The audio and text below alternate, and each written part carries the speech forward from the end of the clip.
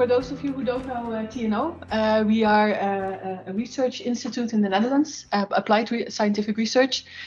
We are partly funded by government and partly by a customer. So I've actually been in projects where I did work for ministries, but at the moment I'm in the department where we actually have customers who outsource their research to our institute. And we're not-for-profit. So the point of TNO is to help both ministries and Dutch industry to be more competitive or get more innovative.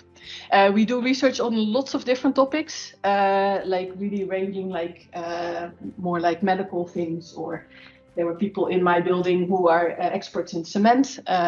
And I'm just as an example, I'm working in the unit industry, and that has again several topics, and I'm in the semiconductor equipment roadmap. So that's what I'm going to talk about. Just to recap, because I don't know if everyone has the information in their head. In the field of lithography, people are trying to make chips. So our customers, particularly one of the bigger ones is ASML, they make large machines to make chips. And quickly, how that works is usually we start with, did I have a mouse? Can I point at something? Or? I think you just have to use the cursor. Where is it? Oh, that's, yeah, right. Maybe I should start here in the bottom. A chip, I think as most people know, is like a 3D structure of different layers with different materials. And the way they are made is really they're printed layer by layer on top of each other. And how that works is we start out with a light source.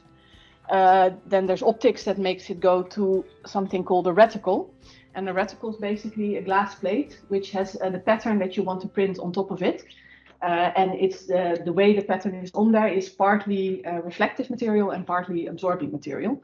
So after the light has hit this reticle, the pattern is basically inside the light. Then we get more optics until we in the end up at a silicon wafer, which is covered in chemicals, which are chosen such that they either, well, basically they respond differently if their light is present or if light is not present. And that's how you print a certain pattern. Usually then afterwards, you need to remove some of the chemicals, then the next pattern needs to be printed, so maybe a new reticle gets loaded. And these machines are called scanners because you're scanning this pattern all over the surface of the wafer, because the wafer is a lot of chips. And in particular, of course, you'd like to try to make the chips as small as possible, so we're moving to smaller and smaller light wavelengths. And at the moment, that's extreme UV, EUV. And that's at a 13.5 nanometer wavelength. So the part where TNO is assisting in this whole process is what we call optics lifetime. Because so we have this 13.5 nanometer light that's basically absorbed by everything. So you need to do this whole process inside a vacuum chamber. But the vacuum chamber is not complete vacuum. There are some gases present. So we have very highly energetic light. There are gases present. They are chosen such as possible that they are as transparent as possible for the EUV light, but they still absorb a little bit. So you get a plasma inside, which can react with either optical components or other materials, because of course the plasma can move away from the EUV light and also reach other parts of the machines. So we have to have mirrors and not lenses, because of course the lenses would also absorb the EUV. And in this whole harsh environment, it's very easy for the optics to get either contaminated or have a response to either the EUV or the plasma itself. And these optics are not cheap, and they're difficult to make because they're very high demands on these optics, and they're not that easy to replace. So obviously we want to try to keep, to put the right optics in there so that they can withstand the conditions. And yeah, basically in the end, the proof of the pudding is in the eating. So you need to test really under the conditions that the materials see inside such a machine. And that means you need a machine that makes EUV. And that's what we have at TNO. It's called EBL2. It stands for EUV BEAMLINE 2. 2 because we have another one. But this is the newer one and the bigger one and the more beautiful one. So what this is seen from the top. Where's my mouse? Oh, there.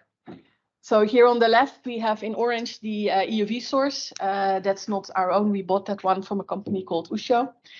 And they're actually also still involved. So it's not they gave it to us and now we have to manage it, because it's a kind of a complicated machine and they're still helping us maintaining it and so on. So we get light created here. Then there's a collector module that has, collector mirrors to focus the light as good as possible in the end, all the way over here in the exposure chamber. And that's where we can put the sample holder with the sample and then expose it. And all this stuff down here is, a lot of it is handling of the samples. So we have what's called an atmospheric handler. The sample holders, we try to keep them as clean as possible, because that's generally important in the whole lithography world. So you have the sample holder in kind of like a box, a pot, which is over here. That can then, when you put it here, can get automatically opened by a robot, moved into the load lock. Then here, once that one is evacuated, we have the vacuum handler, so an arm can come and pick it up and pretty much moves it to all the stations around here. So our normal process would be to load to the sample holder, then it would go to the XPS, which is over here in the bottom. That's Kratos Nova. Basically, we've had to do some crosstalk there between our XPS and the whole system.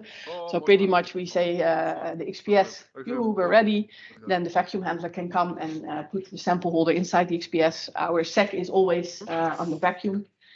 So that's, I think, a little different from most systems. So we do the pre-measurement of the sample, then we move the sample to the exposure chamber.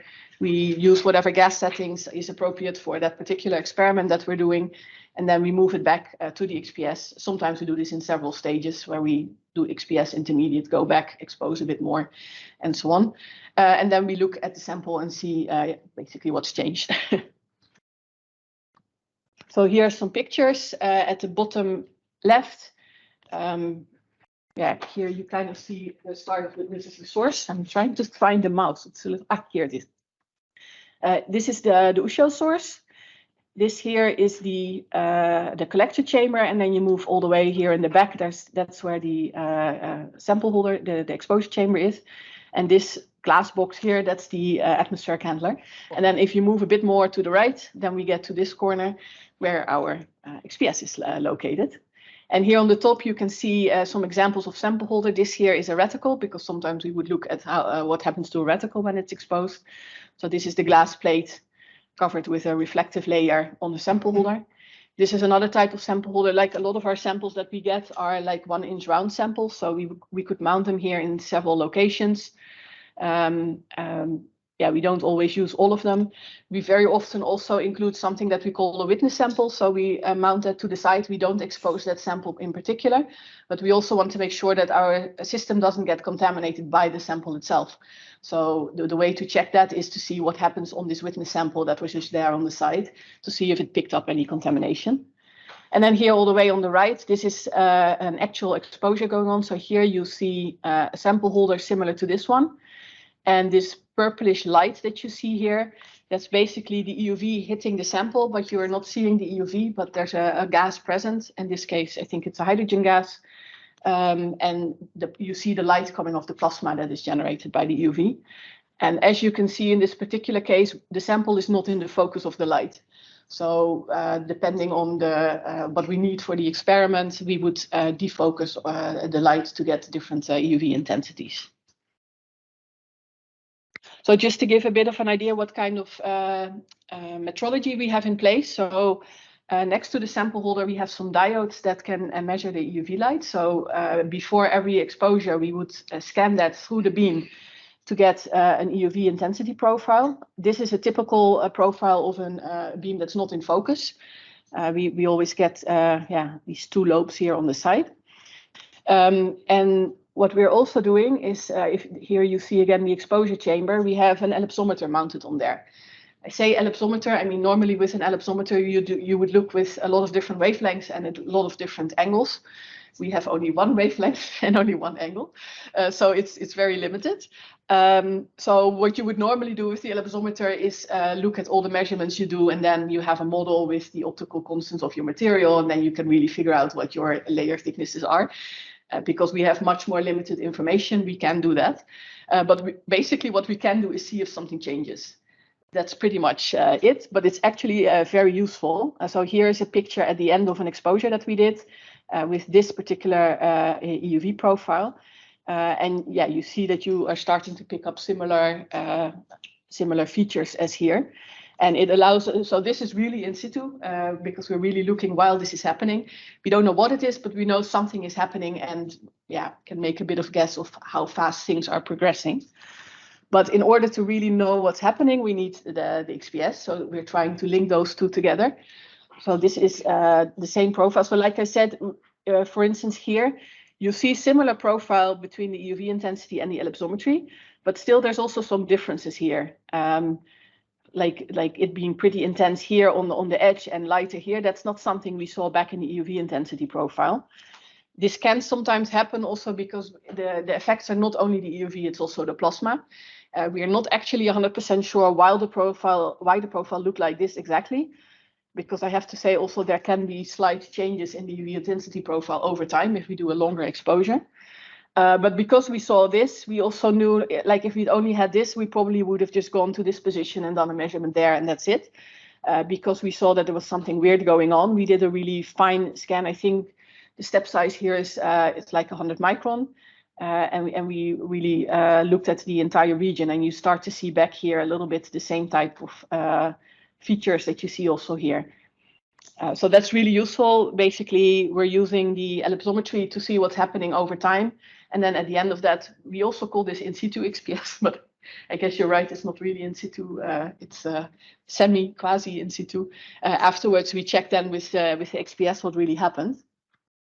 So this is a different experiment where we did something similar. So this is a commercially available EUV mirror. In this case, the EUV was actually focused, so you see just a normal spot profile. And we see here, again, the profile in a spot measurement. So the purpose here was to reduce the ruthenium cap layer. So the sample was, I think there's a picture on one of the next slides, molybdenum silicon layers and then a ruthenium cap layer on top. And you can already see a little bit here, because these are to the same scale, that the EUV spot is a lot smaller than what we see here in the XPS map. And that's because, there's the EUV, but the plasma expands from the EUV, and that also has an effect. So looking a bit particular, so now what you see here is the ruthenium spectrum. The black line is the pre-measurement that we did before the exposure, and the red and the blue lines are after the exposure, but the red one is in the EUV max that we found in the map, and the other one is outside of the spot. So already you see that the ruthenium signal increases after the exposure. That's basically because we're cleaning off a copper and oxygen from the surface, so the ruthenium becomes more clear.